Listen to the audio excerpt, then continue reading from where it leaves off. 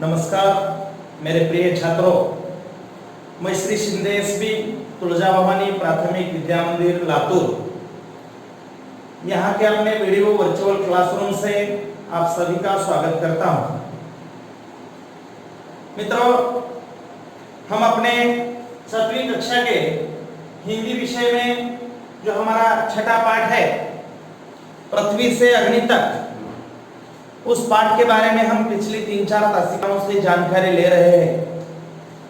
Doctor APJ Abdul Kalam साहब, इनकी जानकारी हमने ले ली। उसके बाद अग्नि प्रक्षेपण के बारे में क्या क्या प्रोसीजर चल रहा है, उसका कहां तक आ गया है, कितनी रुकावटें आ गई है, किस तरह से इस प्रक्षेपण में बाधाएं पड़ती जा रही है, इन बातों को हम धीरे धीरे देखते आ रहे हैं। वैज्ञानिकों ने किस प्रकार का नियोजन किया है, उन्होंने किस प्रकार से इस प्रक्षेपण की तैयारियां की थी, बाद में क्या परेशानियां हो गई, यह सब हम देखते देखते आ गए हैं। अब आखिर में हमने देखा था, कलाम साहब बताते हैं कि वैज्ञानिकों ने तो बहुत सारी मेहनत कर ली और उन्होंने दिन रात मेहनत करके काम करके उस प्रक्षेपण की तैयारी कर ली, लेकिन अब बारी थी खराब मौसम की। बहुत बड़ा बवंडर चक्रवात आने की सूचनाएं मिल रही थी और देखते ही देखते जैसे देखिए इसकी बाढ़ से आ गई। चक्रवात के जो समाचार थे उसकी बाढ़ से आ गई, इतने समाचार आने लगे और इतनी रुकावटें आने लगी। अंततः प्रक्षेपण 22 मई 1989 को के रोज निर्धारित किया गया। अंततः प्रक्षेपण की तारीख निश्चित की गई। मित्रों, तारीख थी 22 मई 1989। उस दिन इसका प्रक्षेपण का निर्धारित नियोजन किया गया।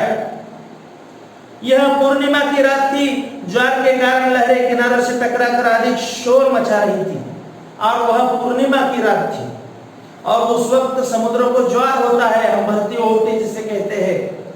उस ज्वार के कारण समंदर की लहरें और तेजी से आ रही थी और किनारे को टक्कर मार रही थी और बहुत सारा शोर मचा रही थी, क्योंकि आपको मालूम है समंदर कितना बड़ा होता है, उसकी लहरें कैसे उठती है, वो बहती आती है, वो होती होती है, तो उस वक्त कैसा होता है उसका, यह सब हमने भूगोल में सीखा है।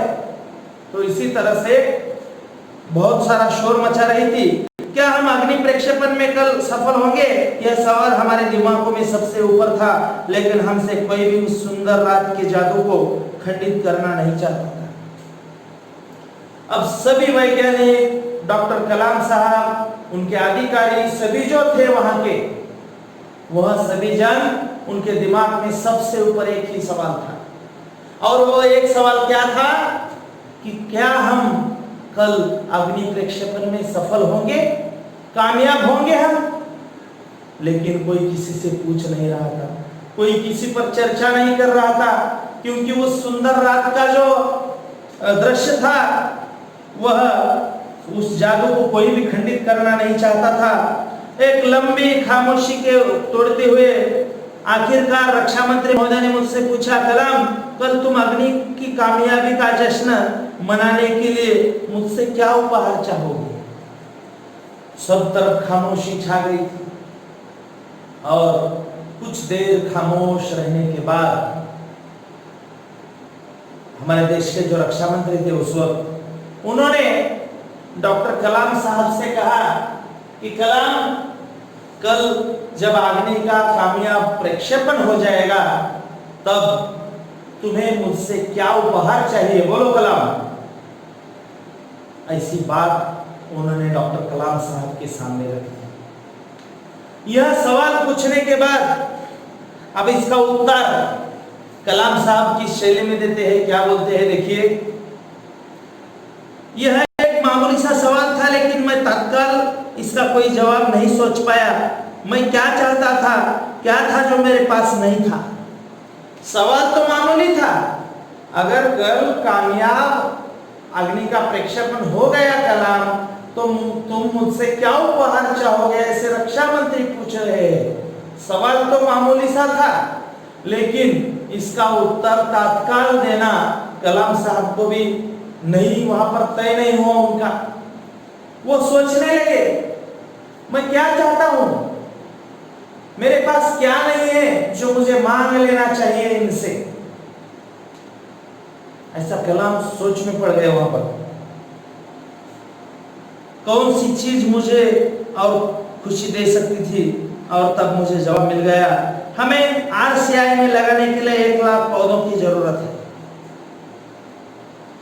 कौन सी चीज है जो मुझे खुशी दे सकती है, जो मैं रक्षा मंत्री से पाकर रहूंगा।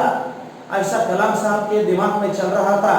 तभी उनके दिमाग में एक बात आ गई, और वह बात थी, और उन्होंने कहा कि सर, मुझे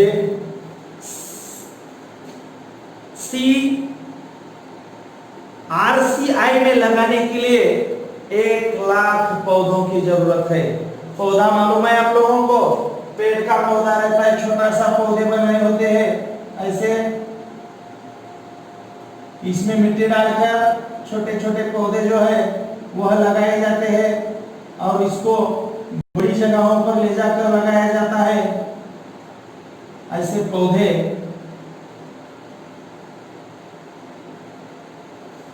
अब देखिए कितना बड़ा मन था डॉक्टर कलाम साहब का। हम अगर बख्शिश लेना चाहते हैं, हम अगर उपकार लेना चाहते हैं, उपहार लेना चाहते हैं, तो हमें कुछ कीमती चीज, सोना, हीरे जवाहरात, पैसा, पद, इसकी हमें अभिलाषा होती है। लेकिन डॉक्टर अब्दुल कलाम साहब ने क्या मांगा, उनका जो संस्था थी आरसीआई, वहां पर लगाने के लिए 1 लाख पौधे, 1 लाख, 1 लाख पौधे मुझे चाहिए, ऐसा रक्षा मंत्री जी से कहा। अब देखिए, मैंने कहा, उन्होंने अगले दिन सुबह 7:10 पर अग्नि मिसाइल प्रज्वलित हो उठी।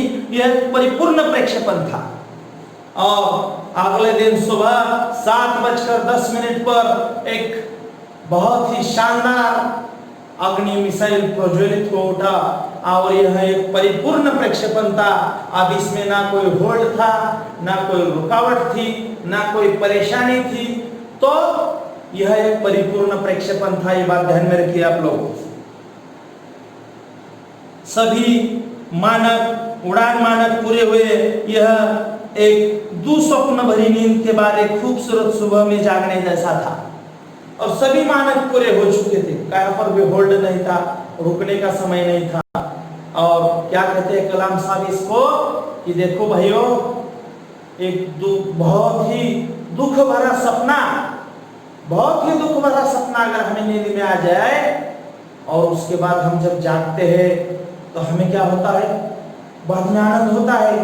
अरे बाप रे, वो तो हम सपने में थे, अच्छा हुआ सपने में थे, अब हम जाग गए हैं, हमारे सामने बहुत ही खुशहाल अच्छी सुबह आ गई है, आनंदित हो जाते हैं हम कि वो एक बुरा सपना था। उसी तरह से बुरे सपने के बाद जैसे आदमी जागता है, वैसे ही इस प्रक्षेपण में हुआ था। बहुत सारे रुकावटों के बाद अग्नि मिसाइल प्रक्षेपित हुआ था। हम अनेक कार्य केंद्रों पर 5 साल की कड़ी मेहनत के बाद लॉन्च पैड पर आए थे। पिछले 5 हफ्ते में गड़बड़ियों की एक श्रृंखला के अग्नि परीक्षा से गुजरते थे, लेकिन अंततः हमने यह करके दिखाया। पिछले 5 सालों से यह सब कुछ चल रहा था, तब जाकर लॉन्च पैड तक आए थे।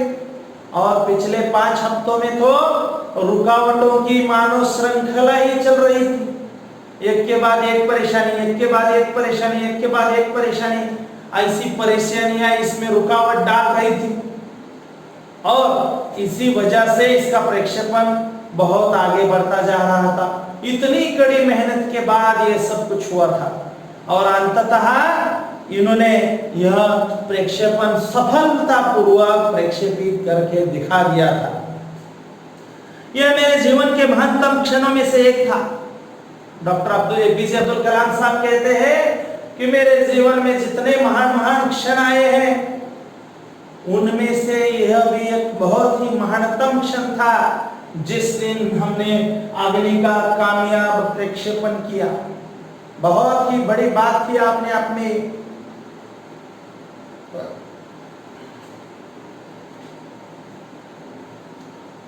सिर्फ 600 सेकंड की भव्य उड़ान ने हमारी सारी थकान को एक पल में धो डाला। सिर्फ 600 सेकंड, 600 सेकंड यानी कितना मिनट?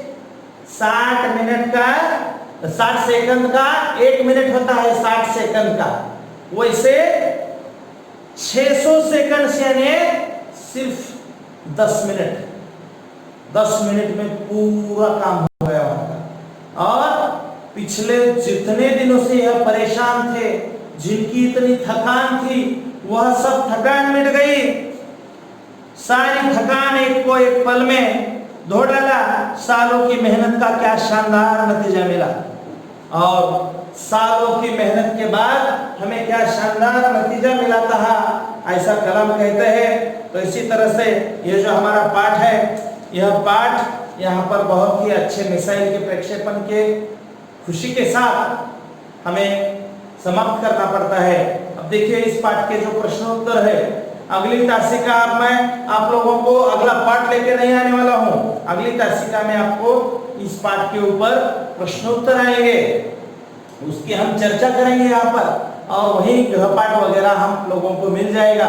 तो उसी तरह से यहाँ पर कुछ कठिन शब्द भी आए हुए हैं। युगांतकारी यानी युग प्रवर्तक, तो मैं इसका फोटो आपको इस वीडियो के अंत में साथ में भेज दूंगा। खाली शब्दार्थ है, उसके बाद इसके नीचे जो मेरी कलम से अध्ययन कौशल, उसके बाद भाषा की ओर व्याकरण, इन सब बातों पर चर्चा हम अपने आने वाली तासिका में करेंगे। प्रश्नोत्तर के बारे में चर्चा करेंगे और उसके बाद ही हम अगले पाठ की ओर रुख करेंगे। तब तक के लिए आप लोग इस पाठ की अच्छी तरह से पढ़ाई कीजिए।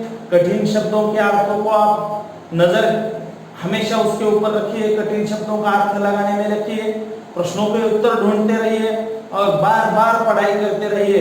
तो इसी से आपको परीक्षा में आसानी जाएगी, यह पाठ समझने में आसानी जाएगी। तो डॉक्टर अब्दुल कलाम साहब ने इस पाठ में जितनी बातें हमें बताई है, बहुत ही अच्छा पाठ, पृथ्वी से अग्नि तक ये जो पूरा सफर था उनका, उन्होंने पाठ के माध्यम से हमें बता दिया है। तो यह सब हमें अच्छी तरह से समझ लेना चाहिए और हमें भी वैज्ञानिक दृष्टिकोण अपनाना चाहिए, वैज्ञानिकों का आदर करना चाहिए और हमें भी वैज्ञानिक बनने की दृष्टि से कदम आगे बढ़ाने चाहिए। तो इसी तरह से बहुत ही अच्छा पाठ यहाँ पर हमारा यह खत्म होता है। बाद में आने वाली तासिका में मैंने जैसे कहा है, हम आगे का अभ्यास यहाँ पर ले लेंगे। तब तक के लिए धन्यवाद।